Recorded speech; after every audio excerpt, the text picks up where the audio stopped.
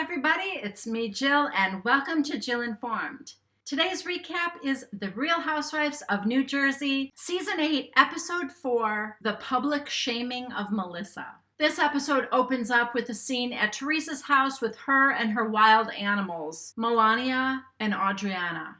And let me just say this, Adriana might be worse than Melania. The older two are great, well-behaved, quiet, fine. The younger two, woo, crazy. We find out that Siggy is having her annual party for her friends, Jody, who has an affordable line of jewelry, and her friend Pam and her mom, who sell this unbelievable line of handbags. Oh, God. And who doesn't want to go to a party where they're being sold things? That's Siggy's contribution every year. She hosts a party for her friends to hawk their wares to all her rich friends. We also get a bonus scene of Siggy and Joshua, my Joshua, who wants nothing to do with the camera, doesn't. Kids in high school, he's going to college, doesn't want to be on The Real Housewives of New Jersey. He doesn't want scenes where his mom is kissing his face, and how does she not see that? I'm sorry, Siggy, you are a relationship expert. So of course she starts crying. And he's like, can I leave? You know, he just wants out. Then Melissa goes over to Teresa's and Adriana is there acting like a wild maniac. Everyone keeps acting like this is because Teresa has to raise 4 daughters by herself. Were these girls different when Joe was around? This isn't like a new thing with these kids. Just saying. And while she's over there, Melissa finds out that Teresa knew about the restaurant that Joe bought before he even told his wife. You don't tell your sister before your wife. I mean, you can tell Melissa's kind of upset about that. And then Teresa said something like, he asked me if I would go and help. And I was like, yeah, of course I will. And Melissa wants nothing to do with this. And I don't blame her. She's got her own store that she needs to stand in and like look at the clothes like she's a shopper. Over at Margaret's house, we get to hear all about Marge Sr.'s sex life. And it is clearly horrifying, the 2 girls that work for Margaret. And they're just trying to kind of laugh it off. But you know they're like, I want to cut my ears off. Then the phone rings and it's Siggy inviting Margaret to her Tupperware party. And Margaret dodged a bullet because she's got to be in Vegas. Danielle, Melissa, and Teresa are having lunch together. And you can tell Danielle is dying to say something. She brings up Siggy and Dolores. Has anybody heard from them since Boca? Oh, not even Dolores? Nudge, nudge, wink, wink. You haven't heard from Dolores, Teresa? And Teresa's like, no, I haven't heard from her. Oh, okay. And then to the confession cam, Danielle says that Dolores was talking about Teresa behind her back. Not very nicely either. And Danielle reminds us that she's not the type of person who would ever want to create drama. That's right, Danielle. You were always the peacemaker, weren't you? God. But, you know, she really feels like if Dolores doesn't tell her, she's going to have to. Of course you are. So Teresa is talking about how she and the kids are going to go on a vacation to Puerto Rico. And, oh, I'm just thinking, poor Puerto Rico. Haven't they been through enough? So she's talking about the kids, and she brings up that something about how they've been acting. Melissa said, yeah, you've got to be more strict with them because they're manipulating you. You're so easy on them. Well, that wasn't the right thing to do. Even in the best of circumstances, people don't want to be told how to raise their children. Melissa should know that. But I'm cutting her a little bit of slack just because she's family, and I do think she said it in a very gentle way. Teresa then says to the confession cam that she's got a lot of nerve telling me how to raise my children. And she's got my brother to help her, but I'm all alone. And again, your kids were always like this. Has nothing to do with Joe being in the slammer. And maybe even better to not have Joe's influence. I'm just saying. Anyway, in the next scene, they're meeting at Joe Gorga's new restaurant. He had asked Teresa to bring family pictures, so she gets there. And Melissa's late because Melissa was at Envy. You know how busy it is at Envy. So she shows up like 45 minutes late. Well, Teresa is just passive aggressively picking at every single thing Melissa says. And Melissa's getting mad at her, and Joe's going, oh my God, is this like, I thought these two had buried the hatchet. What's happening here? But I mean, of course, it all could have been avoided if at lunch the other day when Melissa said it, Teresa would have said, listen, I'm doing the best I can, and it kind of hurts my feelings that you're telling me how to raise my own kids. If she would have said that, Melissa could have explained herself, backed off, it would have been done. But this passive-aggressive stuff, I mean, their relationship is on eggshells anyway. I'm pretty sure we're in for some fireworks with those two this season. Well, Siggy's party has finally arrived, and Teresa has got her hair and makeup team working on her because isn't that how we all get ready for a Tupperware party?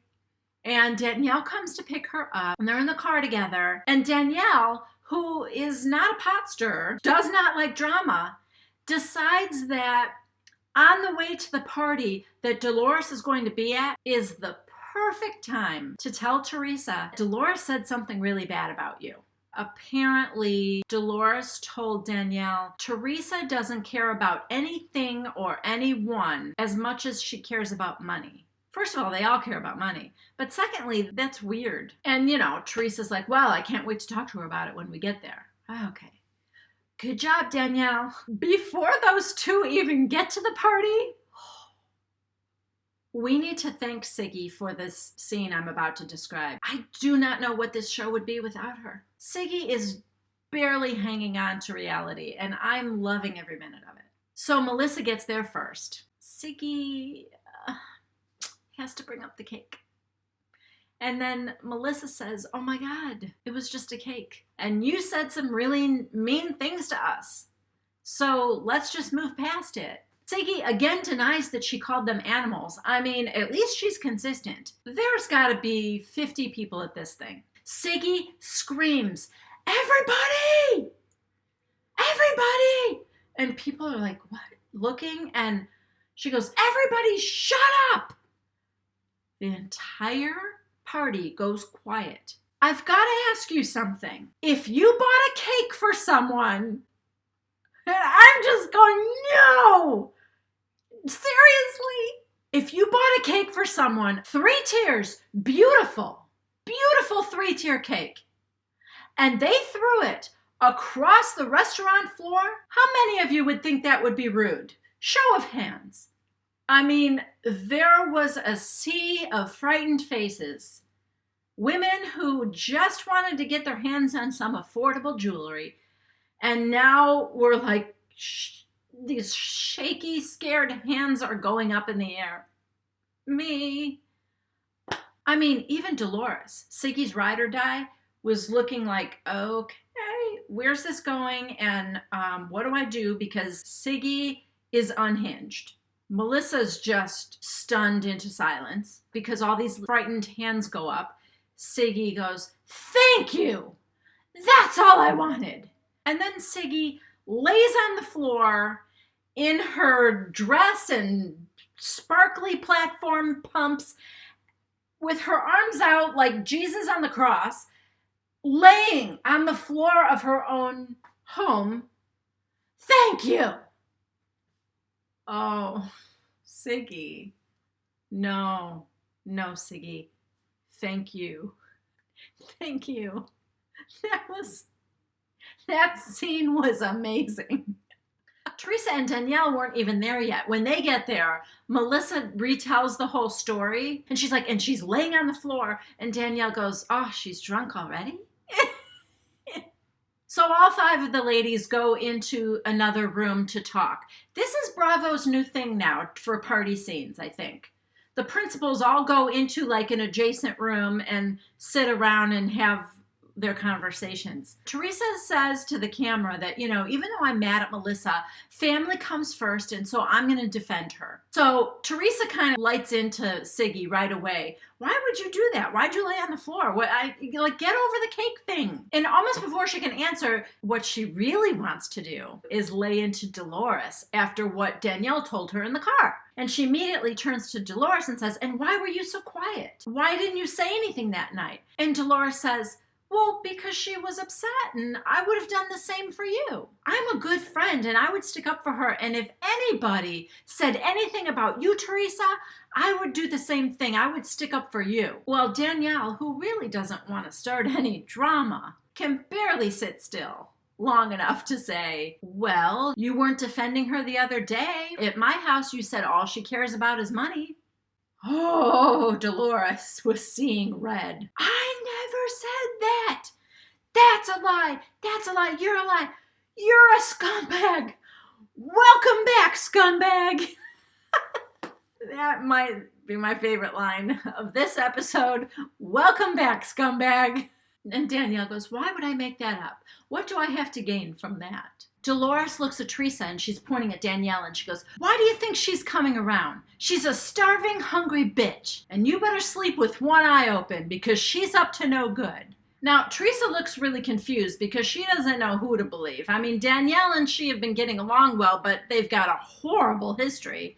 And apparently Dolores has been her friend for 20 years or something. But she feels like Dolores has been distant lately. So she's kind of like now I don't know what to believe. And she asks Dolores, well, why would she lie? And Dolores goes, why would Danielle Staub lie? Like, is that the question you're asking me? It's Danielle Staub. And then she goes, sorry, Danielle, but people that have your problem think that things happen. Danielle, oh, so you're a doctor now? You're diagnosing me? And Dolores goes, it's not hard to diagnose you. Dolores was bringing her A game to this. Trust me. Then Danielle gets up and leaves. And Teresa follows her, and she's crying and saying, she really did say that. And so they go back and tell them that they're leaving together. So they leave the party. Melissa and Teresa leave with Danielle. And that's pretty much where this episode ends. So thank you so much for joining me again. Come on back here every Wednesday at 1 p.m. Central Time for the next recap of The Real Housewives of New Jersey. Please give it a thumbs up if you liked it and subscribe if you haven't already. Thanks. I'll see you next week. Bye-bye.